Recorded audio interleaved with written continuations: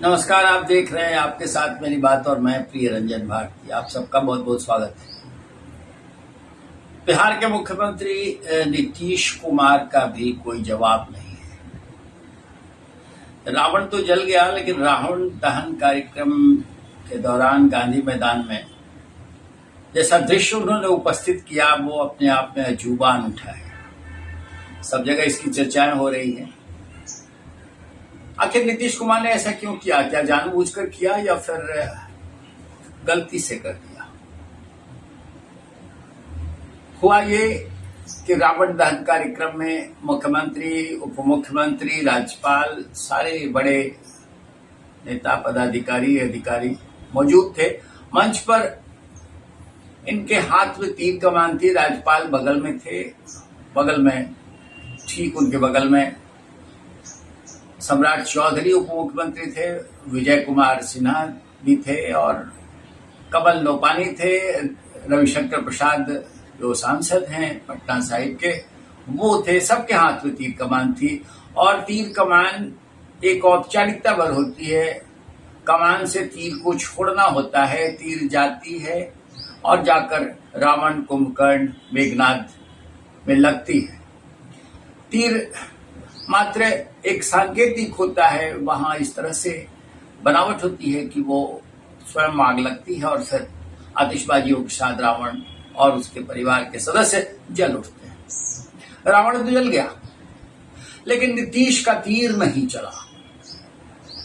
आपको ये भी बताना चाहूंगा कि नीतीश कुमार जनता दल यूनाइटेड पार्टी के राष्ट्रीय अध्यक्ष हैं और जनता दल यूनाइटेड का जो चुनाव निशान है वो भी तीर है।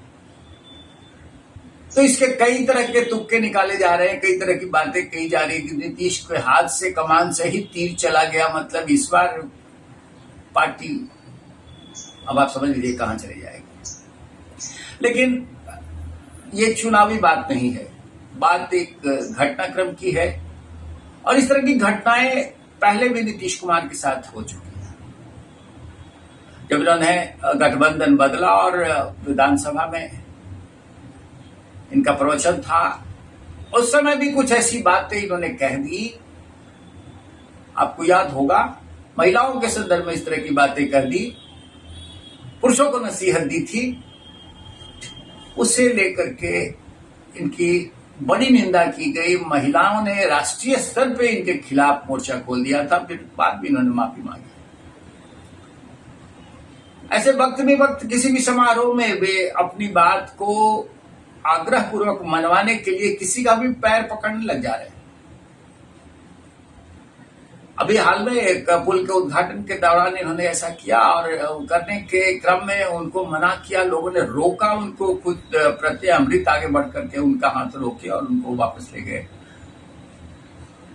तो इस तरह की अटपटी बातें और इस तरह के काम नीतीश कुमार खुद करते चले आ रहे हैं और एक अंतराल से ऐसा हो गया, मतलब काफी दिनों से ऐसा चल रहा है।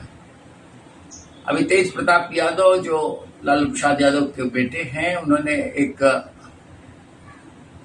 वीडियो साझा किया था, ट्वीट किया था उन्होंने कि नीतीश कुमार जीभ निकालने के आदी हो गए। समारोहों में बैठे हुए मंच पर ये कभी मुंह ऐसे करते हैं, कभी मुंह चलाते हैं, कभी जीभ निकालते हैं। तो इस तरह की जो प्रक्रियाएं हैं वो क्या इनका स्वास्थ्य का संतुलन बिगड़ रहा है उसके संकेत हैं या फिर इसके पीछे क्या है? डॉक्टरों का कहना है कि ये एक मानसिक बीमारी है और उससे ग्रस्त होते जा रहे हैं। मैंने कई डॉक्टरों से इस बारे में राय की थी, उनके ये बताया, लेकिन मैं चिकित्सीय रिपोर्ट देने का हकदार नहीं हूं क्योंकि मुख्यमंत्री है और मुख्यमंत्री का अपना एक बड़ा प्रशासनिक महकमा है। वो जांच पड़ताल करा लें और फिर आधिकारिक रूप से उनके साथ बातें आएंगी, उनकी तरफ से बातें आएंगी तो वो तर्कसंगत होगा। मैं एक पत्रकार के नाते आपसे बस इतना ही कर रहा हूं कि इस तरह की असामान्य वारदात जो नीतीश कुमार करते आ रहे हैं, जो देखने को मिल रहा है, इससे भद भी पिट रही है नीतीश कुमार की पार्टी की और सरकार की और एनडीए की।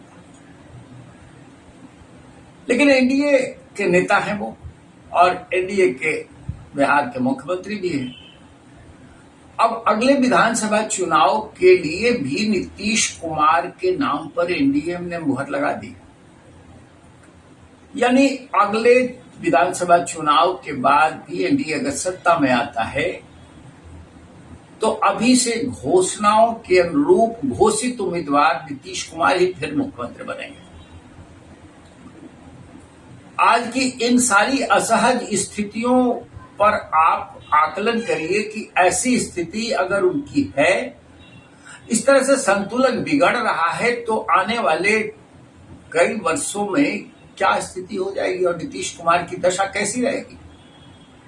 तो क्या फिर बिहार की जनता अपने ऊपर इस तरह की नाइंसाफी बर्दाश्त करती रहेगी कि उनकी सरकार, बिहार में सुशासन की सरकार चलाने वाले बिल्कुल लुंज पुंज अवस्था में हो और सिर्फ प्रशासनिक अधिकारी ही मनमाफिक फैसला करते रहे, यानी शासन तंत्र बिल्कुल एकदम से अलग परिवेश में हो जाए। अलग परिवेश से मेरा मतलब है कि शासन की कमान, सत्ता जिनके पास है उनके हाथ में न होकर प्रशासनिक महत्व में हो जाए। ये शासन की कौन सी स्थिति बनेगी, ये तो कल्पना आप भी कर सकते हैं। मैं सिर्फ आपसे ये अपने बातों के जरिए साझा करना चाहता हूं कि नीतीश कुमार की इस दशा के बने रहने के बावजूद एनडीए कितना धारदार तरीके से अगले चुनाव में मुकाबला राजनीतिक दलों में, राजनीतिक घमासान के बीच कर पाएगा और कितना सक्षम हो पाएगा। अगर नीतीश कुमार के नेतृत्व में ही चुनाव लड़ा जाना है तो तेजस्वी यादव, प्रशांत किशोर की पार्टी और पूरा राजनीतिक कुनबा एक तरफ होगा और फिर एनडीए सत्ताधारी है, अभी सत्तारूढ़ है, इसलिए एनडीए एक तरफ होगा। तो बेशक बीजेपी के अच्छे खासे नेता हों, बेशक बीजेपी के बहुत सारे लोग और जीतन राम मांझी और चिराग पासवान जैसे लोग अपनी पार्टी के साथ एनडीए में बने रहते हुए गांठ बांधकर मुकाबले के लिए तैयार होंगे, लेकिन जब सेनापति ही कमजोर हो जाता हो, लड़ाई का हश्र क्या होता है इसका अंदाजा आप खुद कर लीजिए। कितना सक्सेस स्टोरी होगी फिर एनडीए की, ये संदिग्ध है। मैं यही बात आपसे साझा कर रहा हूं। ऐसे नेतृत्व की कमान हाथ में रहते हुए भाजपा गठबंधन कितना शानदार प्रदर्शन कर पाएगा, ये एक सबसे बड़ा सवाल है। क्योंकि आज की तारीख में नीतीश कुमार जो मुख्यमंत्री और बिहार एनडीए के नेता भी हैं, उनके हाव भाव, उनकी करनी और कथनी से ऐसा लग रहा है कि जैसे सब कुछ उनके हाथ से निकलता चला जा रहा हो, जैसे कि तीर और कमान दोनों हाथ से उन्होंने छोड़ दिया। पूछा भी उन्होंने राज्यपाल महोदय से, पूछा, अगल बगल से इत्मीनान भी हो गए, लेकिन इसके बावजूद तीर को छोड़ने की वजह उन्होंने फेंक दिया। और फिर बाद में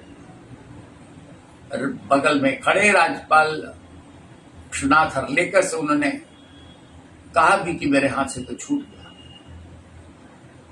छूट गया या छोड़ा गया या फिर क्या है, ये सच्चाई तो मैं नहीं जानता हूं। लेकिन सिर्फ एक ही सवाल आपके सामने मैं रख रहा हूं कि फिर ये एनडीए का कुनबा कितना धारदार और कितना शानदार प्रदर्शन कर पाएगा, जबकि ये दावेदारी कर रहे हैं कि 225 से अधिक सीटें हम हासिल करेंगे। अगर शक है आपको या फिर आप इसके पक्ष में हैं, ये ऐसा होने वाला है, तो मेरे वीडियो पर अपनी प्रतिक्रियाएं भेजिए, हम आपका स्वागत करते हैं। और फिर साथ साथ ये भी निवेदन करेंगे कि बने रहिए हमारे साथ, देखते रहिए आपके साथ मेरी बात। अगर आपने सब्सक्राइब नहीं किया होगा हमें तो अभी कर लीजिए। मिलते हैं फिर किसी और मुद्दे पर बात करेंगे, राजनीतिक विश्लेषण करेंगे, आपसे अपनी बातें साझा करेंगे और आपकी बातें समझेंगे। नमस्कार।